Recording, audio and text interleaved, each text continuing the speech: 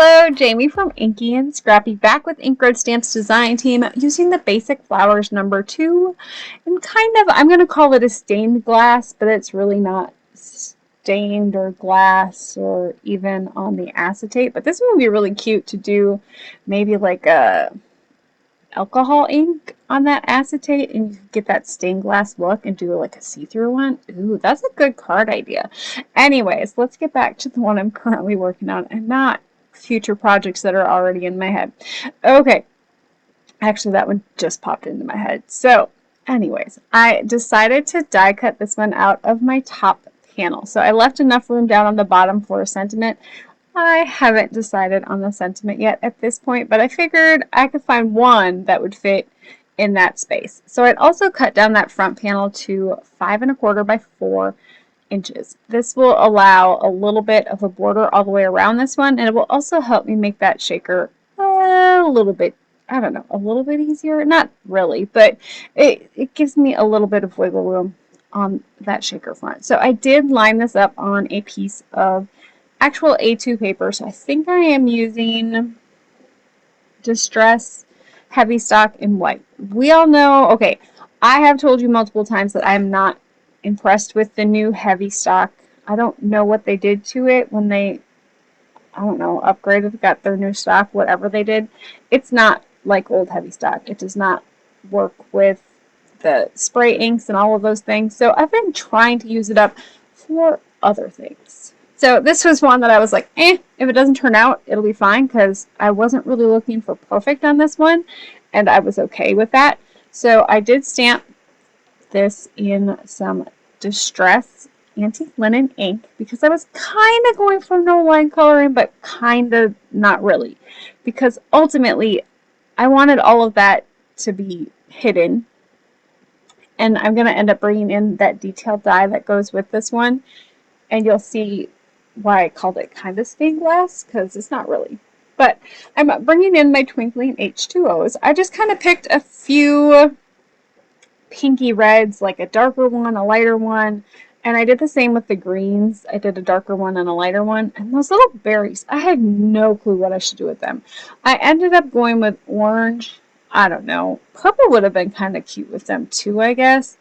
I don't know. I see, this is me, him, and Han, because I was like, I don't even know where to go with them. It's probably why I don't do flowers a lot, because I struggle with what color to make them. Sunflowers and Gabbera daisies, I know how to color them. That's about the extent of it, because, yeah, sunflowers are yellow and orange, and Gabbera daisies are pinks, yellows, oranges, reds. Yeah. Anyways, I'm just going to lay in some color here. Now, my first one, I went with that dark pink, and I kind of regretted it. And then the second one, I did the lighter pink and then added in that darker pink, which I love. So, you know, do as I say, not as I do. So, from there on, I colored the rest of my florals kind of in that second ones, because I wanted color variation, and I just, yeah. So I tried picking up a little bit of color on that first one. It's fine, because ultimately it's not, that was not my focal point on this one, so I wasn't overly concerned with it. So I'm going to come in with the lighter green first, kind of fill in those leaves. Now, I'm not being overly picky. I did end up picking up some pink on my one leaf there, so it kind of got a little brown. Yeah, we'll just cover it up with some darker green, and nobody needs to know. So that's what I'm going with. So I really just kind of laid in some color, and granted, those little stems probably aren't going to be noticed once the overlay is on top, so I wasn't overly concerned. But when you look at it, kind of, because it's going to be popped up on top of it, you're gonna see it if you look at it from an angle. So I still wanted that twig or that stem to be there. I'm gonna add in my little orange beads here. I guess I just went with orangish colors, and since I hadn't colored this one before, yeah, I was, you know, and no line coloring, you don't always see everything perfectly. And then because it's watercolor and I went in and splattered it immensely. It just adds a little bit to it, and it doesn't have to be perfect. It really turned out a lot better than I was expecting it to turn out, and at this point I was like, maybe I should just abandon ship and do it like this, because it really was quite pretty. Yeah. Florals and me, not a thing. But this one, I was like, gosh, it's kind of pretty. Anyways, back to that intricate die. So I did run it through my Sizzix. I have a Vagabond too, so it's, I guess, kind of like a switch where it's the electronic one. I ran it through on the precision plate. I only did it once. I probably should have done it twice. It did cut out very well. It's just there's there's a few of the foliage here that have very thin, I think they're just like cut lines more so than actual like pieces that pick out. And so that was really the only issues I had with this one. And I think it was more because I wanted the green kind of to show through. So I did come in with the scissors and kind of cut out that middle part on those just a little bit, just to give me a little bit more see-through-ish, I guess. I wanted the green to shine through them and not look like black.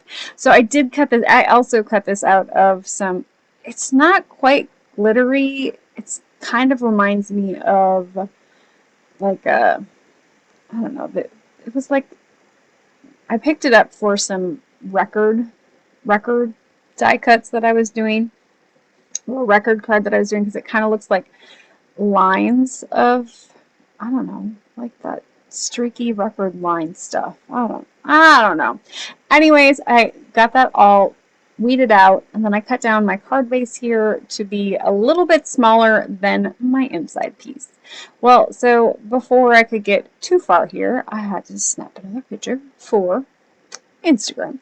Anyways, so I was like ready to put everything in, and I was like, oh, you know what? Before I put that adhesive on there and the plastic, I need to do my front sentiment. So I went through the stash and found a sentiment that says, I'm exactly where I want to be at home, avoiding people. Yeah. I thought it was kind of tongue-in-cheek. It's sweet, but not really. You know, kind of like me. Sweet, but not really. Anyways, so I'm going to heat set. I stamped it with VersaFine Onyx black ink and then put some clear embossing powder over the top, and then I'm going to heat set it with my heat gun here. I usually try to heat it from the back. It helps it stick to that embossing powder just a little bit better. And then I just continually check to make sure that it is all melted. Sometimes it'll start, like, it looks like it's melted, but it's still kind of bubbly and rough. Go over it again with the heat gun a little bit more, and it should smooth it out. Usually that's my, my trick for that one. I have a hard time with black embossing powder in general, so that's why I tend to gravitate towards the clear. The black tends to get matte to me. Like, I overheat it. I don't know. Even if I don't overheat it, it gets, I don't know. It's weird to me. Anyways, so I removed the score tape, and then I added in my acetate sheet for my shaker front. So I had a little bit of acetate that kind of overhung the front. I just kind of came in with the scissors and cut in between that front layer, and then of course just hitting the acetate that way. I'm coming in with some double thick foam tape. I picked this up off of Amazon. It's indoor-outdoor foam tape. It is not, I guess, what you would say as probably not acid-free, lignin-free, shall we say, non-archival is probably what it is. But since it's a card and not a scrapbook page, we're good with that one. And so I just cut it down to size, and yes, it sticks really good. Yeah, it's acetate. It should have removed fairly easy, right? It sticks good. Anyways, so before I add my bits, I'm going to remove all of the adhesive, right? And then I remember I need to line this up with that back panel. I'd have done this part differently. Do you see how my beads just went everywhere? I could have done maybe glitter in there to kind of make a well and then added the beads, but I really just wanted to put these little beads in there. Color-wise, they were perfect for the pinks that I used for the florals. They are all over my desk, and now they are all over my floor. I should probably vacuum. Yeah. Anyways, I should have left that top piece of adhesive, like, whatever, whatever you want to call that, on top of the adhesive, and done it this way. I still kind of made it work that way. I just didn't pat down that top part when I lined it up, and then I closed it this way. That's how I should have done it to start with. But, you know, do as I say, not as I do. I did add some kind of pearly white ones in there as well. And then once I was done with that, I came in with my glitter. I think I'm actually using, I think it's glitter art glue in my bottle and not Barely Arts adhesive. I have both. They work about the same. So anyways, I'm just kind of hitting all of those as, you know, and then going over it with my finger to kind of spread it out so I don't get ooze on top of my acetate. And then I will line that up over the top, and then I'm going to apply this or add glue onto the back and put it on top of this already pre-folded card front that is pink that goes with those florals and those beads. And then I thought I was done at this point. And I was like, you know, it just needs a little something. So I brought in some black clay hearts, and I'm just going to add those randomly on the front. So I'm going to do my first 3, and then I'll add them. I'll figure out where I want them in my head on the other side before I add some more glue to adhere them down. I like to do kind of where the sentiment comes up into the image. I just think it kind of gives it a little bit of flow there. So there is my finished card. It kind of looks like a faux, I don't know. To me, it looks kind of like stained glass. That was kind of the look I was going for. I love how this one turned out, and I'll probably bring it back. And of course, we know we have to get that shaker in. I hope you guys all have an amazing rest of your day. Keep getting inky. Go check out Inky Stamps and all that she has to offer over there. Don't be afraid of pre-orders. It's like birthday presents coming in the mail that you forgot you ordered. It's awesome. Bye!